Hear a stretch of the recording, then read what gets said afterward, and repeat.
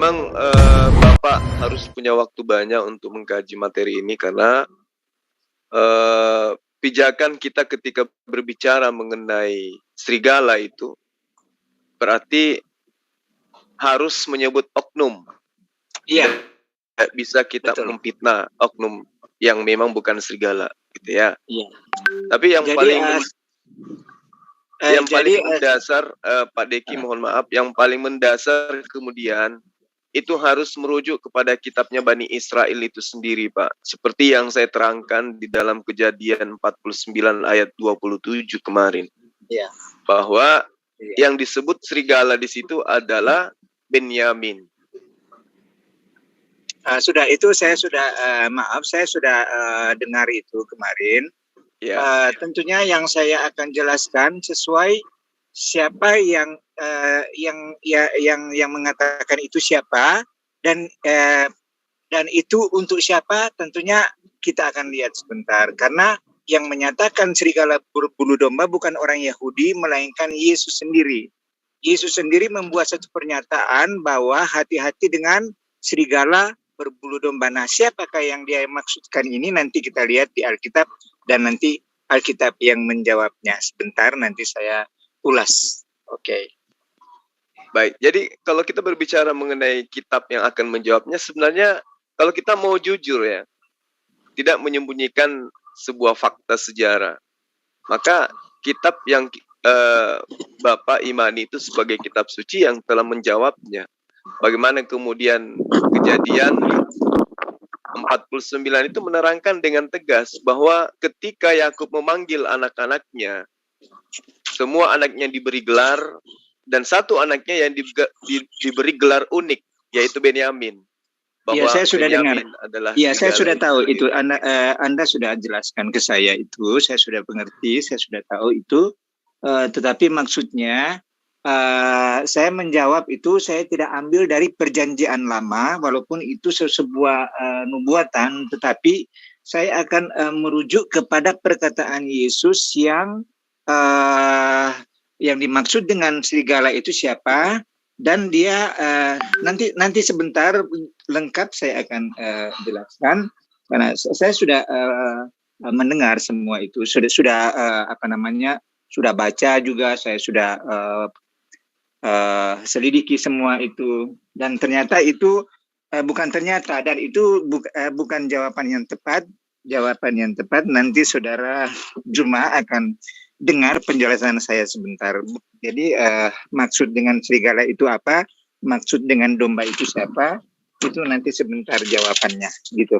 Kalau saat ini saya belum fokus, tapi saya akan jelaskan dengan tuntas sebentar.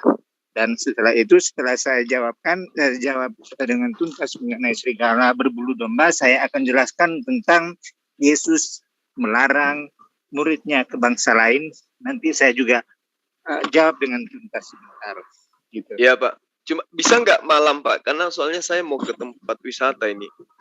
Balik paling jam 7 malam saya.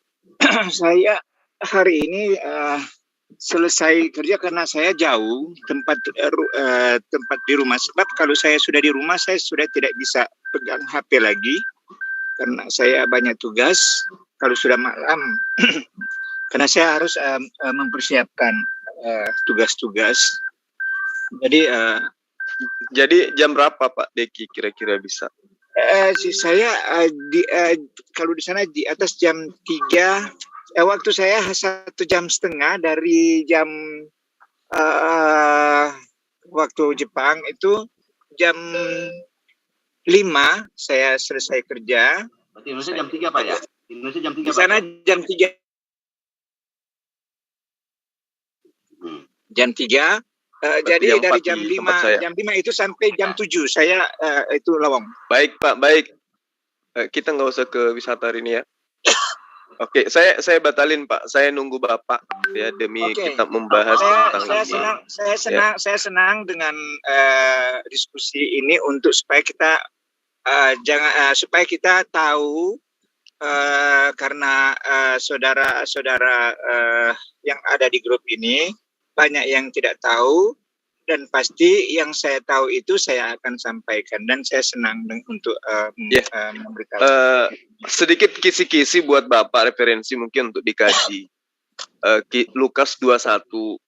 Di Lukas 21 itu Yesus berpesan, janganlah membiarkan seorang pun menyesatkan kalian, karena banyak yang akan datang mengaku sebagai Mesias, serta berkata waktunya telah tiba, tetapi jangan percaya kepada mereka. Nah, ini pesan Yesus kepada 12 muridnya, Pak. Jadi, ketika kita berbicara mengenai serigala, berbicara domba, berarti kita harus tidak melepaskan diri kepada oknum-oknum yang hidup bersama dengan Yesus. Ketika Yesus berpesan, maka pesannya itu harus kita terima, bahwa pesan itu adalah ditujukan kepada orang yang ada di sekelilingnya, yang hidup bersama dengan dia dan duduk di depannya sebagai murid. Lalu itu, kemudian betul. Itu tidak salah, sebab dia mengatakan kepada ke-12 murid. Ya. Lalu kemudian di ayat 12-nya dikatakan bahwa sebelum semua ini terjadi, sebelum ini semua terjadi, maksudnya sebelum muncul Mesias yang akan menyesatkan mereka, di ayat 12-nya dikatakan, sebelum semua ini terjadi, akan ada suatu masa penganiayaan. Karena namaku, kalian akan diseret ke rumah-rumah ibadat, di penjara, dan kemudian dihadapkan ke raja-raja atau imam-imam. Nah, dari ayat ini... Nanti saya jelaskan itu ya. Nanti saya jelaskan. Dari pesan Yesus ini jelas mengatakan bahwa sebelum kalian disesatkan, lebih dahulu terjadi penangkapan, penganiayaan. Berarti penyesatan itu terjadi memang terhadap murid Yesus. Itu tidak bisa dipungkiri. Dan ada oknum yang mengaku sebagai penyiksa, pembunuh murid-murid Yesus. Bahkan murid-murid pilihan. Jadi kita tidak bisa mengambil oknum di luar daripada garis ajaran Yesus ketika nubuatan itu yang diramalkan Yesus itu terjadi kepada murid-murid aslinya. Iya, betul. Itu, jadi apa yang dia katakan itu, makanya saya jawab bahwa yang saya akan jawab itu adalah di lingkaran di mana dia sedang bekerja. Jadi saya katakan itu bukan di luar. Nanti saya jawab sebentar semua. Bukan di luar, tetapi nanti saya jelaskan juga.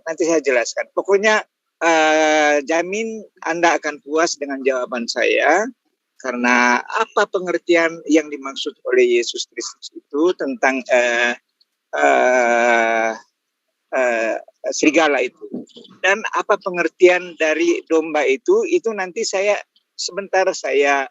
jelaskan semua itu, karena di dalam Alkitab Injil banyak gambaran di dalam Injil, misalnya seperti pakaian itu berbicara tentang kebenaran. Pedang itu gambaran firman. Jadi di dalam Injil itu Yesus selalu memberikan gambaran-gambaran, seperti air berbicara tentang roh, seperti garam, seperti terang berbicara tentang kita harus menerangi dunia ini di dalam kebenaran kita, supaya kita harus menerangi dunia yang gelap, yaitu orang-orang yang hidup di dalam kegelapan. Nah, itu banyak hal-hal yang harus dipelajari di dalam Injil, bahwa Yesus banyak memberikan satu istilah-istilah, gambaran-gambaran, perumpamaan begitu. Baik, jadi nanti saya jelaskan sebentar. Oke, sedikit lagi, Pak. Seperti serigala itu adalah gambaran, bulu domba juga ada gambaran. Nanti saya berikan kepada. Oke, saya hanya ingin memberi sedikit lagi, Pak, kisi-kisi untuk materi kita sebentar, supaya Bapak ketika saya menyebut ayat, Bapak tidak kesusahan untuk mencari. Di dalam Matius 10 ayat 1 dan seterusnya, Yesus maunya. Jadi di sini sudah nyata yang dipanggil adalah ke-12 muridnya, dan memberikan kepada mereka kuasa untuk mengusir roh jahat, menyembuhkan penyakit. Nah, di ayat selanjutnya dia katakan, Yesus berpesan kepada ke-12 muridnya, jangan pergi ke bangsa lain, seperti yang kita utarakan hari kemarin. Lalu di ayatnya selanjutnya, aku mengutus kalian seperti domba di tengah-tengah serigala. Berarti ketika Yesus mengutus muridnya, serigala itu sudah ada di tengah-tengah murid. Saya sudah dengar saya sudah dengar itu kemarin. Saya sudah dengar. Tapi kan saya belum jawab. Jadi saya sudah tahu itu tentang kan saya akan jawab sebentar. Pertama, serigala berbulu domba. Kedua, Yesus melarang muridnya pergi ke bangsa lain. Itu yang saya akan jawab sebentar. Jadi dua Baik, Pak. Saya hanya memberikan sudah tahu. Saya sudah tahu itu. Saya sudah tahu. Jadi itu yang saya akan berikan penjelasan, dan saya percaya saudara akan mengerti dengan apa yang dikatakan di dalam firman Tuhan, sebab firman Tuhan itu ya dan amin, tidak ada yang salah. Yang salah hanya orang yang menanggapinya, karena setiap orang yang mengerti apa kehendak Tuhan itu, dia akan tahu rencana-rencana Tuhan ke depan. Jadi hari ini sebentar dengan senang hati saya akan memberikan satu pengajaran yang ditanyakan, dan saya bangga dengan hal ini. Dan tentunya saya tidak akan menyinggung siapa-siapa, tapi saya akan menjelaskan sesuai apa yang ada tercatat di dalam Injil. Ya, demikian juga saya, Pak. Insya Allah sebentar juga saya akan memberikan materi mengupas tuntas tentang siapa serigala yang dimaksud oleh Yesus di tengah-tengah pengajaran dia. Itu sudah dijelaskan kemarin, bahwa kesimpulannya Bror mengatakan bahwa serigala itu adalah Paulus. Nanti sebentar saya kasih kesimpulan bahwa kenapa saya katakan itu keliru, karena makanya kita harus memaknai apa serigala, apa makna domba itu. Jadi saya kira kalau kuncinya berdialog dengan saya itu, Pak, harus menggunakan akal, bukan asumsi, apalagi konsep iman. Makanya saya akan jelaskan tentang dasar firman Tuhan yang karena yang mengatakan ini Yesus, yang mengatakan ini betul, Yesus, Pak. bukan orang lain. Jadi ketika kita membentuk konsep iman, itu harus berdasar kepada ilmu dulu, bukan hanya beriman, tapi ilmu. Apa yang dikatakan Yesus itu berarti dia tahu siapa tujuan itu. Itu maksudnya. Iya, termasuk ketika Yesus mengatakan, aku mengutus kalian sebagai domba di tengah-tengah serigala, gitulah. Siapa serigalanya di situ, Pak? Makanya nanti sebentar saya akan jawab semua serigala itu siapa dan siapa dombanya. Nanti saya domba di sini kan muridnya Yesus. Sudah jelas, domba itu adalah muridnya Yesus. Aku mengutus kalian seperti domba di tengah-tengah serigala. Berarti dombanya muridnya, nah tinggal serigalanya. Siapa yang berseberangan dengan Yesus? Siapa yang berseberangan dengan muridnya Yesus? Siapa yang kelak akan menangkap dan menganiaya muridnya Yesus? Kan gitu, Pak. Dengar dulu. Domba itu bukan hanya kalangan muridnya. Sebab Yesus mengatakan ada domba yang lain yang akan kutuntun juga. Berarti bukan dari domba di sini yang dimaksud Yesus adalah orang-orang yang mendengarkan dan mengikuti Yesus, Pak. Harus sepakat sepakat di situ dulu. Jadi kalau ada orang yang mengaku pengikut Yesus tapi tidak mendengarkan ajaran Yesus, itulah serigalanya. Itu termasuk. Itu termasuk. Jadi itu termasuk. Jadi serigala itu termasuk orang yang tidak mau taat kepada Yesus, orang yang mengaku sebagai pengikut Yesus, tapi menyamar sebagai pengikut Yesus, kan gitu ya? Nanti sebentar saya akan ulas, tapi saya akan berikan gambaran ya.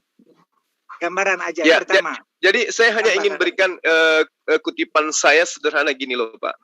Di antara pengikut Yesus ini semuanya domba, kalau kita melihat semuanya domba. Tetapi ada ternyata di bagian pengikut Yesus ini yang ternyata serigala. tapi nyamar pengikut. Nah, ini yang mau dikupas, bukan orang luar, tetapi orang yang ada di dalam lingkungan yang mengaku pengikut Yesus, tapi ternyata bukan. Wujudnya pengaku, tapi ternyata dalamnya adalah serigala. Jadi kita tidak boleh mencari di oknum ini, kita tidak bisa carinya di Hindu, di Buddha, Konghucu, di Islam nggak bisa. Karena yang menyamar ini adalah bukan Yahudi yang mengaku pengikut Yesus. Yang namanya nyamar domba berarti menyamar menjadi pengikut Yesus. Alhamdulillah Islam tidak pernah menyamar sebagai pengikut Yesus. Dengar pembahasan sebentar. Ini berhubungan dengan apa yang dikatakan tentang jangan pergi ke bangsa lain. Iya, betul. Jadi kalau ada kemudian yang mengajarkan ke bangsa lain, ya itulah serigalanya. Murid palsu yang bukan murid Yesus yang mengajarkan. Serigala yang menurut Yesus itu bukan orang Kristen. Oh, jelas. Yang dimaksud serigala di situ, Pak, adalah orang yang mengaku pengikut Yesus, orang yang nyamar. Yang dimaksud serigala di situ jelas antikristus, di mana Santo Yohanes dengan jelas menegaskan antikristus itu adalah orang yang Bapa dan Anak, dialah antikristus itu adalah orang yang anti terhadap ajaran Yesus. Antikristus adalah orang yang anti terhadap ajaran Yesus. Iya, anti terhadap ajaran Yesus. Antikristus itu serigalanya adalah dia yang menyamar. Di sini ada dua. Itulah antikristus yang sebenarnya. Ada non-Yahudi. Yang satu menjadi penyamar, yang satu adalah asli. Gitu loh. Sekarang Saudara Juma, yang menjadi pertanyaan di sini, siapa yang menyamar menjadi Yahudi? Yahudi atau non-Yahudi? Gitu loh. Saudara Juma. Halo. Silakan, Pak. Ya. Saya ingin kalau berdiskusi itu tidak harus tumpang tindih. Artinya dengan makanya diatur waktunya, Pak. Ini kan belum, Pak. Belum. Nanti sebentar setelah Bapak ada waktu. Ini kan masih sesi gambaran saya terhadap Bapak supaya Bapak punya materi nanti kalau ketika berhadapan dengan saya. Ini saya hanya satu gambaran saja sebelum kita masuk ke sana, karena saya masih ada 5 menit. Begini, kalau Brun mengatakan saya orang bukan Yahudi, saya bukan Kristen, tetapi dikatakan sebagai serigala, berarti saya kasih gambaran begini. Saya mengupload video. Dengan menyaksikan Bapak Jokowi dalam kinerjanya yang sangat luar biasa. Kemudian pada waktu saya mengupload video, saya mengatakan, Bapak Jokowi, Bapak Presiden Indonesia yang sangat saya hormati dan sangat dibanggakan karena kinerjanya yang sangat baik, dan saya menjunjung tinggi nama Pak Jokowi, saya menghormati Pak Jokowi, dan benar-benar saya suka dan cinta kepada Bapak Jokowi. Kemudian staf kepresidenan mendengar pernyataan ini, lalu dia tunjukkan kepada Bapak Jokowi. Kemudian dia nonton apa yang saya katakan. Pak Jokowi langsung bilang, panggil orang itu datang ke istana. Kemudian ketika saya pergi ke istana, Pak Jokowi langsung berkata, kamu serigala. Nah, itu tidak mungkin kata saya menyanjung, tidak mungkin saya menyanjung Pak Jokowi sebagai orang yang paling hebat, paling baik, dan sangat luar biasa. Kemudian dia mengatakan saya serigala. Demikian juga dengan kami orang Kristen, kami menyanjung Yesus adalah yang sangat luar biasa yang menyelamatkan umat manusia. Kemudian dia mengatakan kami serigala. Nah, ini satu pemahaman yang sangat keliru. Itu sebabnya sebentar Pak, saya akan jawab. Yesus pernah menerangkan, jangan pernah kau menyebut aku baik. Disebut baik aja Yesus menolak loh.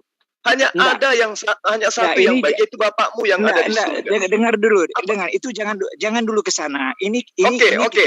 Ini asumsi analogi Bapak. Saya juga akan beranalogi. Enggak. Ini saya Pak, tunggu. katakan tentang Analogi Bapak saya sudah paham. Sekarang analogi saya tolong didengarkan. Artinya Wakil presiden, kalau wakil presiden Amin Ma'ruf itu Anda sanjung sebagai presiden, apakah Bapak akan disanjung sama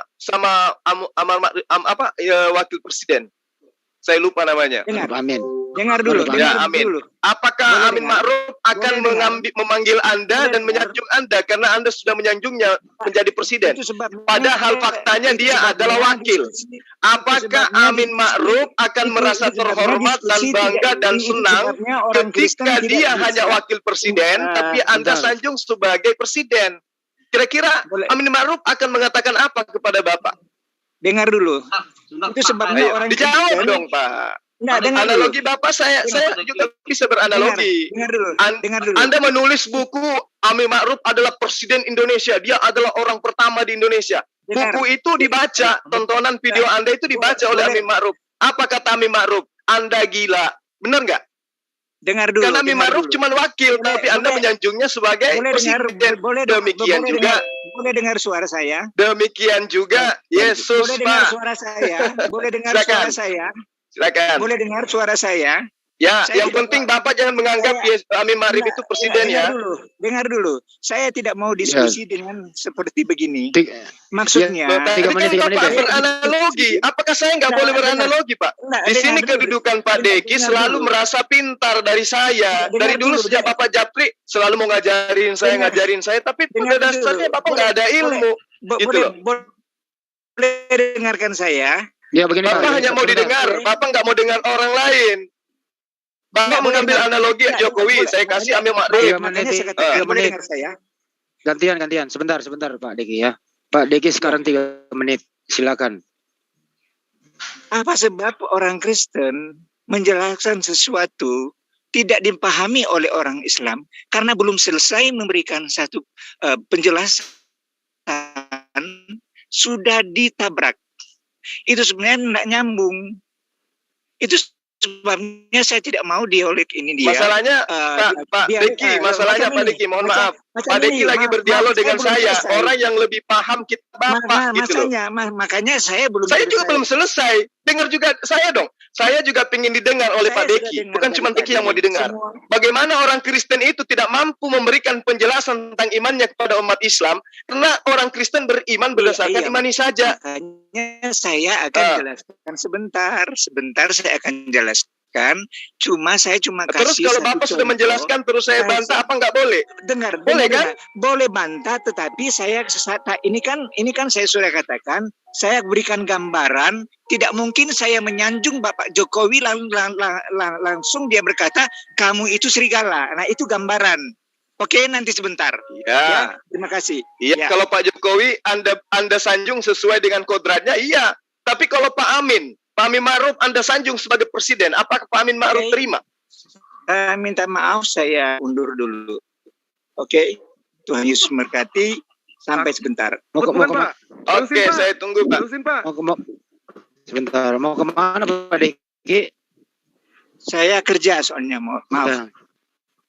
Oh, gawe gitu. Kalau bisa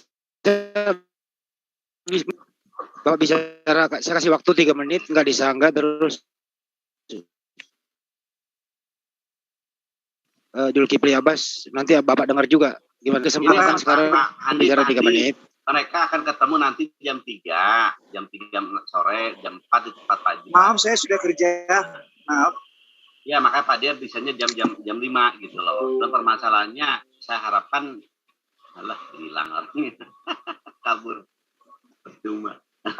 Maaf, saya mohon kepada saudara Zuma, saya mohon kalau mau berdiskusi, selesaikan yang satu, baru jawab, jangan langsung potong, dan saya minta hargai supaya kita bisa mendapat satu kesimpulan yang baik. Oke, terima kasih. Ya, demikian juga dengan saya, Pak. Saya ucapan yang sama ketika saya menjelaskan, Bapak jangan merasa lebih tahu dari saya. Itu aja saya minta. Dan kalau berdiskusi dengan saya, tolong otaknya ditaruh taruh di batok kepala. Jangan sampai dilupa gitu loh. Karena pijakan saya dalam menjabarkan adalah menyentuh esensi imun Bapak dalam perspektif akal gitu loh. Saya mau ketika mendengarkan penjelasan saya akal Anda yang berfungsi, bukan iman. Sudah Karena Pak saya Diki. sebagai tamu di sini, saya juga tidak mau Iya, menguasai, karena itu Iya. adalah Zoom milik Anda. Jadi Kalau di dalam hargai juga Bentar. tamu Pak, semuanya Pak, waktunya pasti berbagi sama Pak. karena saya Oke, baik. Silakan. Begini, karena ini Pak Diki mau istirahat. Saya mau tanya ke Bang Juma. Biar Pak Juma punya sedikit meluruskan ya. Pak Diki silakan, kalau mau mendengarkan boleh. Saya tanya ke Bang Ya, Juma. Kemarin Pak Diki mengatakan gini Pak Juma. Pak Juma, ini masih live. Ya, silakan. Biar ada kesimpulan. Udah kabur, Kemarin udah Pak kabur. Diki mengatakan, Udah kabur. iya, nggak apa-apa, nanti diteruskan Bang Juma. Kemarin Pak Diki mengatakan bahwa Paulus itu masuk kategori domba. Artinya Paulus adalah seide dengan ajaran Yesus. Mau diterangkan Bang Juma? Silakan. Ya, jadi ketika kita berbicara mengenai sejarah ya, artinya umat Islam ini pun harus memahami ketika Rasulullah Muhammad SAW, jangan tolak mereka dan jangan pula kamu terima. Maksudnya apa? Ketika ingin mengetahui sesuatu yang berkaitan dengan Kristen, yang berkaitan dengan Yahudi, apa yang menjadi dasar pijakan umat Islam ketika dia di kamar seorang diri? Tentu adalah Al-Quranul Karim. Tapi ketika mereka berhadapan dengan serigala, mereka berhadapan dengan keturunan Bani Ishak dan seterusnya, maka pijakannya kemudian adalah kitabnya mereka. Kemarin saya sudah menerangkan Kejadian 49 ketika Yakub memanggil semua anak-anaknya. Dia menyebutkan satu persatu. Rad tugasnya seperti ini, Simeon tugasnya seperti ini dan seterusnya. Lalu kemudian dia memanggil si Benyamin. Benyamin, kamu adalah laksana serigala. Nah, ini nubuatan gitu loh. Ketika Yakub memanggil anaknya, apa yang diterangkan kemudian dalam kejadian 19 itu, kejadian 49 itu. Bagaimana Yakub memanggil anak-anaknya, lalu kemudian Yakub memberitakan tentang tipikal mereka. Ayat 1-nya jelas. Yakub memanggil semua putranya dan berkata, berkumpullah di dekatku, dan aku akan memberitahukan kepada kalian apa yang akan terjadi pada kalian pada masa yang akan datang. Ini jelas nubuatan. Nubuatan itu adalah ramalan yang berasal daripada nabi. Dalam hidup keberagamaan umat Islam, Yakub itu diimani sebagai seorang nabi. Karena dia adalah seorang nabi, maka apa yang diramalkannya itu akan terjadi. Pasti terjadi, karena itu adalah firman Tuhan. Pernyataan Tuhan, penglihatan dia terhadap pernyataan Tuhan yang datang kepadanya. Berkumpullah di dekatku, dan aku akan memberitahukan kepada kalian apa yang akan terjadi atas kalian pada masa yang akan datang. Berarti bercerita tentang keturunan Yakub. Yesus keturunan Yakub. Tidak ada akal sehat yang menolak itu. Yesus ini keturunan Yakub. Nah, inilah yang kemudian yang terjadi ketika Yakub mengumpulkan anak-anaknya dan meramalkan. Lalu di ayat 27, giliran Benyamin yang diceritakan. Benyamin dikatakan, Benyamin ini seperti serigala yang mencari-cari mangsa, dan pada waktu pagi ia melahap musuhnya, dan pada waktu petang ia membagi-bagi rampasannya. Itulah berkat-berkat Israel kepada ke-12 orang putranya. Jadi dia sudah membagi tugas. Ya, dia sudah membagi tugas. Nah, lalu kemudian kita melihat, saya tambahkan sedikit Bang, di dalam Roma 11 ayat 1, siapa keturunan Yakub yang kemudian mengaku sebagai suku Benyamin? Adakah di situ Rasulullah Muhammad SAW?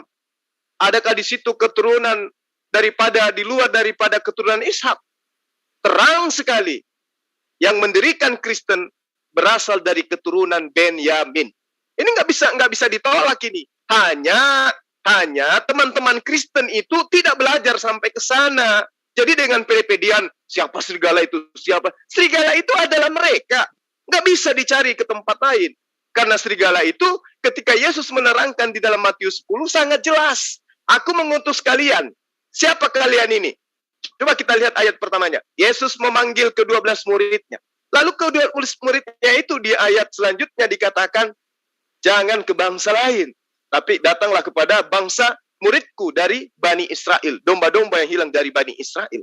Lalu kemudian di ayat 16-nya, aku mengutus kalian seperti domba di tengah-tengah serigala. Berarti ketika murid ini mengajarkan tentang ajaran Yesus, yaitu tauhid, di tengah-tengah mereka, yang sesama dengan mereka, ada serigala-serigala itu. Dan serigala itu jelas. Kalau kita merujuk kepada Kejadian 49, maka keturunan dari Benyamin inilah yang menjadi serigala. Nah, apakah betul itu terjadi? Ayat selanjutnya, waspadalah kalian akan ditangkap dan diadili, serta dicambuki di rumah-rumah ibadat. Siapa pelakunya? Apakah ada oknum lain? Apakah ada umat Islam yang datang pada abad pertama, menangkap murid Yesus, mencambuki murid Yesus, memasukkan mereka ke dalam rumah-rumah ibadat? Adakah umat Islam yang melakukan itu? Tidak. Siapa pelakunya? Roma. Dengan agen-agennya siapa? Paulus. Apa masih diragukan?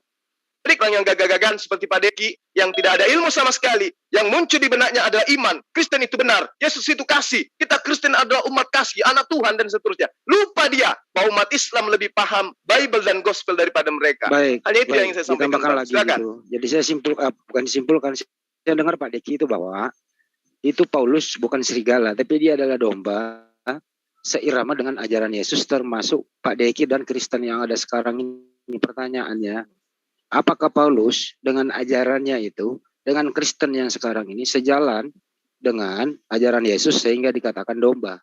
Silakan. Bagus. Pertanyaan yang sangat cantik. Saya jadi nafsu ini mendengarkan pertanyaan seperti ini. Ini yang saya terangkan tadi.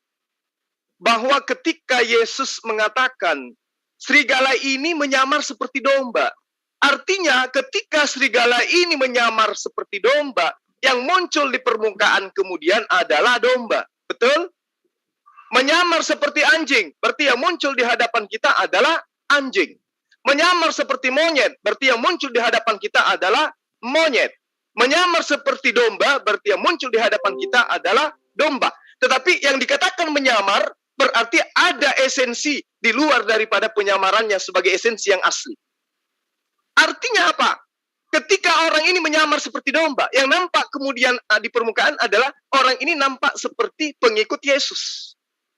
Sekarang siapa yang ngaku-ngaku pengikut Yesus? Islamkah, Hindukah, Buddhakah, atau Kristen?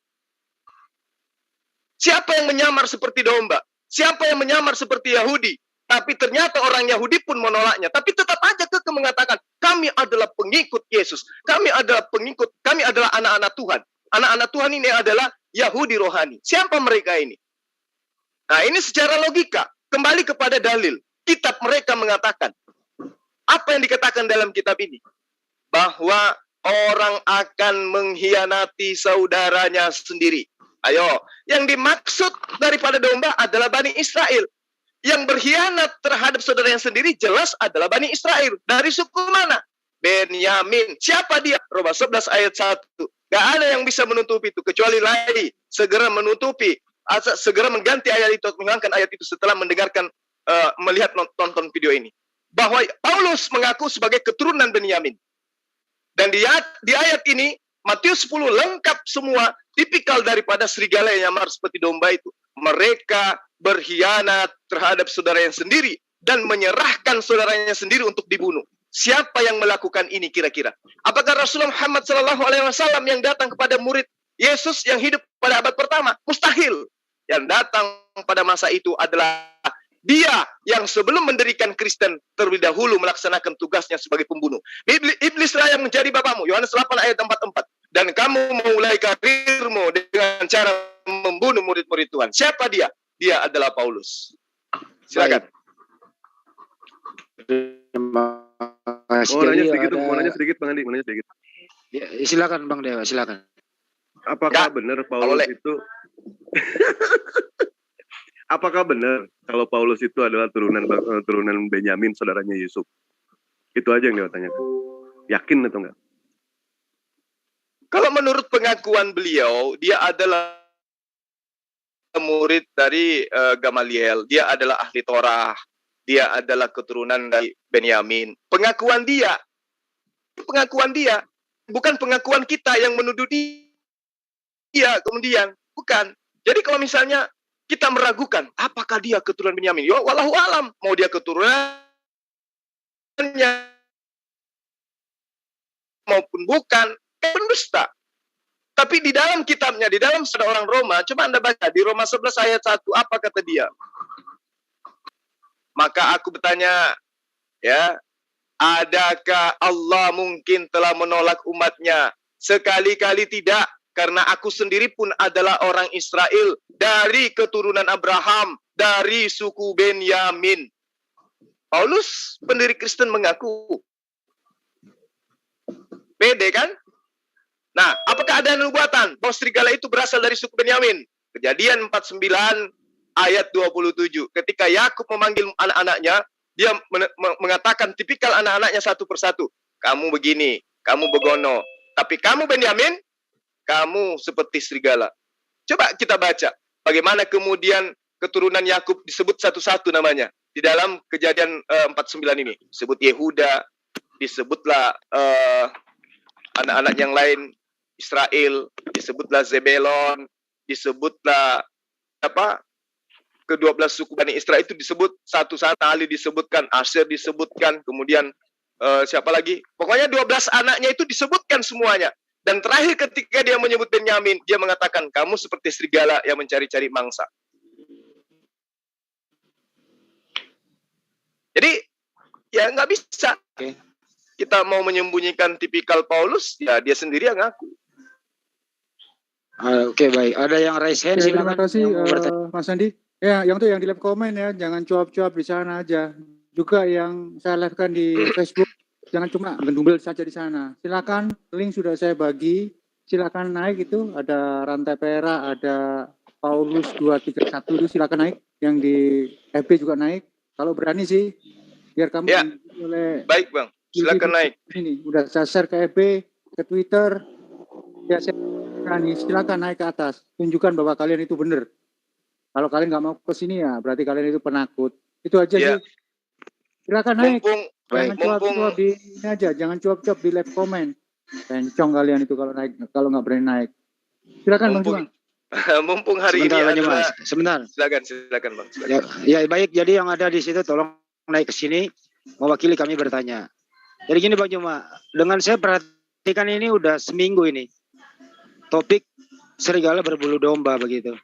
Mereka itu mengatakan bahwa dengan ajaran kasih, mereka itu adalah domba pengikut Yesus. Pertanyaan sekarang kepada Bang Juma sebagai jawaban atas semua polemik ini bahwa siapa sih? Apakah dengan ajaran kasih saja disebut pengikut Yesus? Dan siapa yang sekarang ini yang mengikuti ajaran Yesus? Monggo.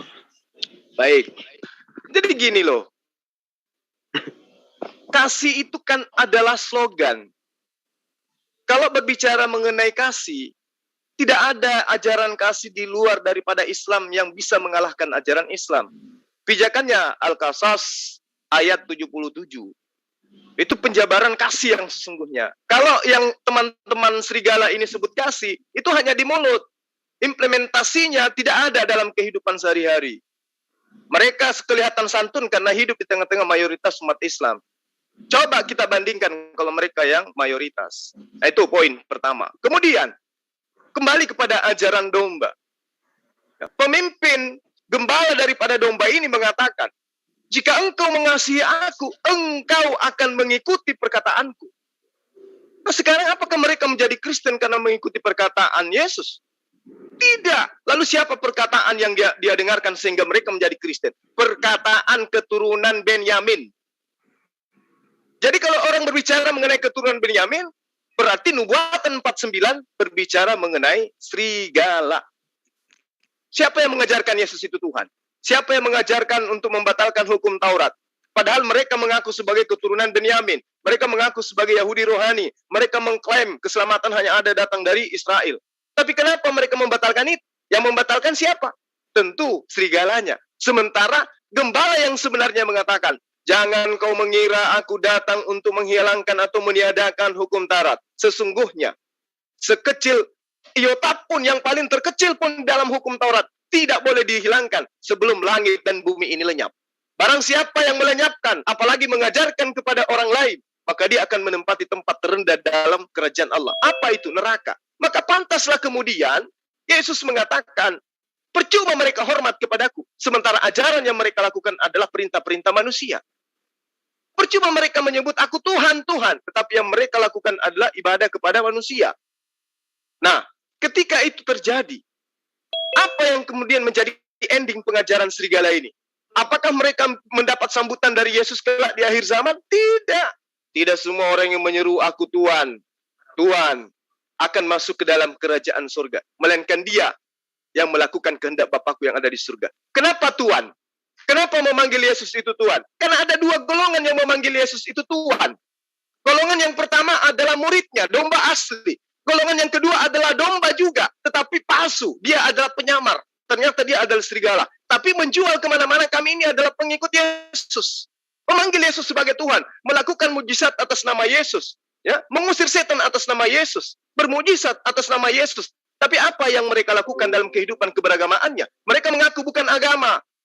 Kristen itu bukan agama. Yesus tidak datang bawa agama. Tetapi mereka lupa agama itu adalah kisi-kisi daripada semua ajaran yang aspeknya bermuat kepada aturan kehidupan yang berhubungan dengan Tuhan. Apakah Kristen punya ajaran itu? Ada. Berarti mereka adalah agama Kristen yang tidak pernah sama sekali diajarkan oleh Yesus. Karena itulah kemudian Yesus mengatakan, enyahlah daripadaku, engkau semua adalah pembuat kejahatan. Siapa mereka? Islam tidak pernah menyebut Yesus itu sebagai Tuhan. Islam berarti merdeka daripada usiran Yesus. Tidak ada itu. Yesus akan mengusir Islam. Bahkan Yesus menerangkan di dalam ajarannya, aku tinggalkan kepada kalian damai sejahtera.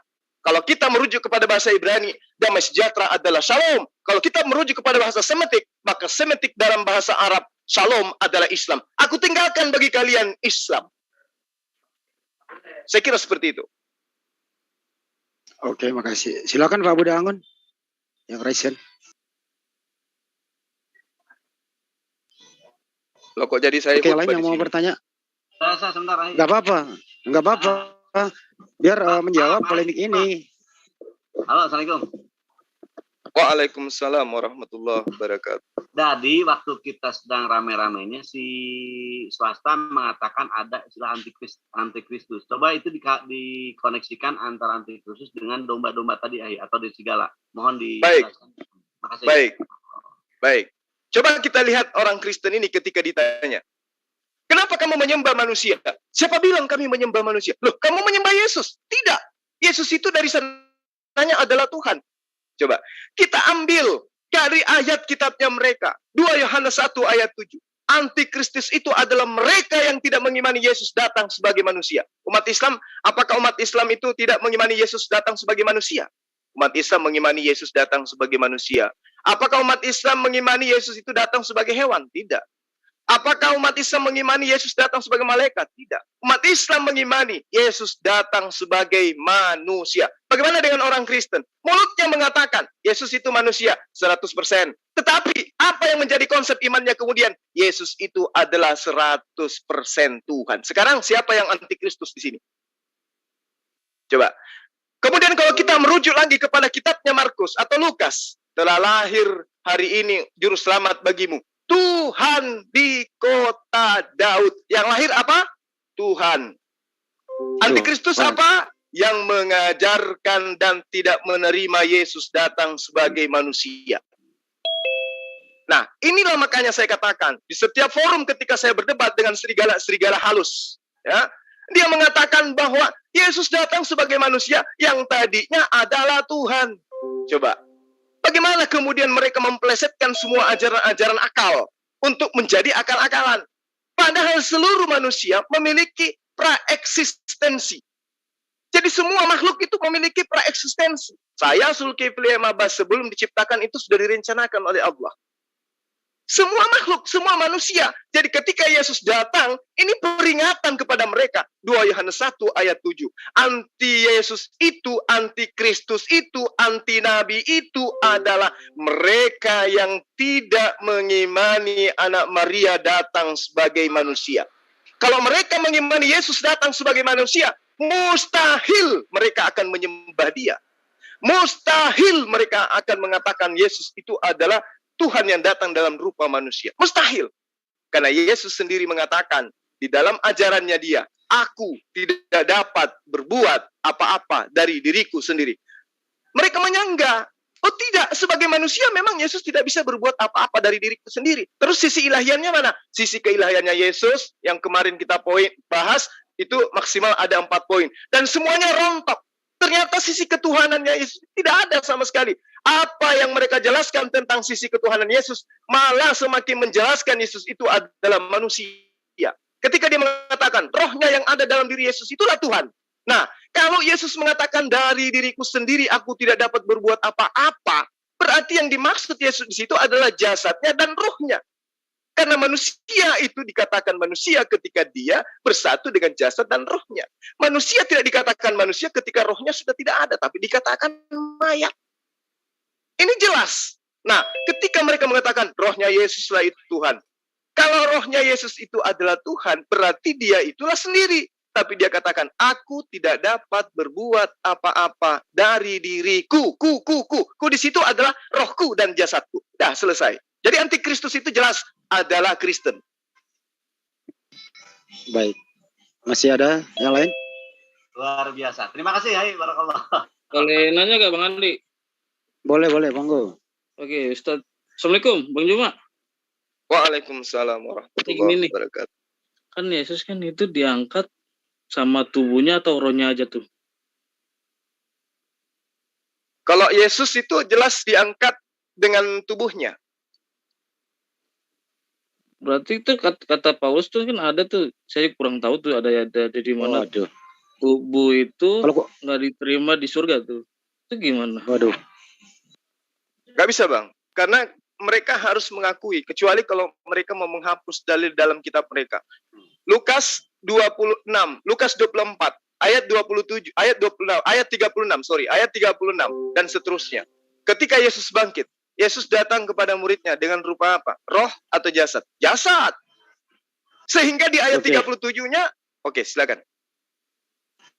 Jasad, karena ini Bang, ada tamu. jasadnya. Ada ya jasa. Ada Pak Martin, ada Pak Romi. Jadi tolong disimpulkan bahwa serigala itu kan ajaran sesuai Yesus. Serigala itu ajaran yang bertentangan dengan Yesus. Itu kata Pak Deki. Domba adalah yang mengikuti ajaran Yesus. Mohon disimpulkan dengan to the point bahwa siapakah serigala itu di zaman sekarang, siapakah domba itu di zaman sekarang. Sesuai dengan jangan indikasikan ke binatang, ke ajaran. Monggo ditutup. Ya, jadi kalau kita mengatakan siapa dombanya, domba dalam ini adalah orang-orang yang soleh, orang yang taat mengikuti perintah para nabi, orang yang taat mengikuti dan mengasihi ajaran Tuhan. Maka jelas domba di sini adalah umat Islam. Tidak ada yang bisa pungkiri kalau kita menggunakan, kita pinjam istilah mereka, dan serigala itu tidak lain adalah Kristen. Kenapa saya katakan Kristen? Pertama, mereka bukan Yahudi. Kedua, mereka tidak mengikuti ajarannya Yesus. Sederhana. Seperti itu, Bang.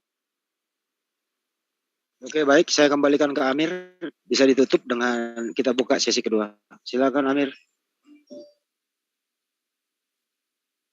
Dilanjut aja di diskusi santai. Dilanjut aja dulu. Diskusi santai. Ya. Enggak, ditutup dulu, baru part 2 lagi. Ada tamu yang datang 2. Dicoba dulu, dikontak dulu tamunya, mau nggak berdiskusi di roomnya ini, kan sudah saya buatkan room ini, room untuk Zulkifli Mampus Official. Oke, baik. Silakan diajak ke sana. Oke, Pak Martin, selamat siang, Pak. Ya, selamat siang, Mas Andi. Iya, sehat ya, Pak?